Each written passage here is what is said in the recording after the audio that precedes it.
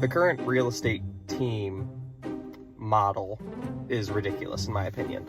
Now there are exceptions, obviously. There are some good teams out there, but for the most part, I'm not a big fan of them.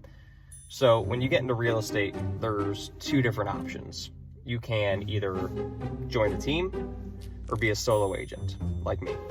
So being part of a team, you get there's some perks to it.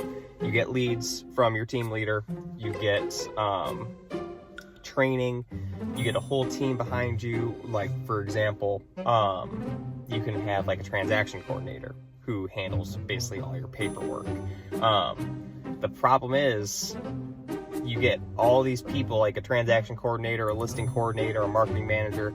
You're not learning how to do all those things. You're just passing everything along to somebody else to do the job. Or you can be a solo agent where you basically have to generate your own leads.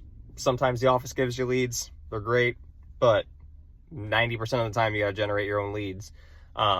Training, if your brokerage provides training, it's great. A lot of times they don't, so you got to kind of basically learn on the job. And then what I don't, let me take a brief pause. I do think that the business model is smart for the team leader, what they're doing. For the individual agent, it is not the best move because you are building up someone else's brand. You're not building up your own brand. So for example, my brand is Connery Sells. So my website is www.connerysells.com. My email is connery@connerysells.com. Everything is Connery Sells. I have my own Google business page. I have all my own Zillow accounts, my Realtor.com accounts, every place where I can collect reviews so I can reach more people. With these teams, it's someone else's. So for example, your website wouldn't be insert your name Realtor.com. It's Jane Doe Real Estate Team. Your email address is insert name @JaneDoeRealEstateTeam.com. You typically don't have your own Google page.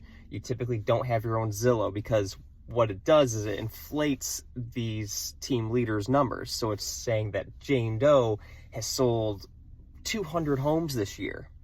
No, her team and her sold 200 homes this year. Now, granted, I'm sure if you have a big team, you are producing at a high level, but those numbers are inflated. The sales volume's inflated. The average sales price is inflated. It's just, and if that agent ever wants to go solo, they're at a disadvantage because they didn't learn how to handle every aspect of the job. And they didn't build their brand. At the end of the day, it's just my opinion. I'm not a huge fan of it.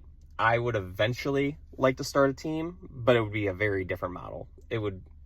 My thought process is you can have your own brand. You can do whatever you want to do, just as long as I get a chunk of change at the end of the day. And I can train and develop you to where you can basically get off my team, because that's the whole point of leadership, is to develop people to where they don't need you. But again, just my 2 cents here.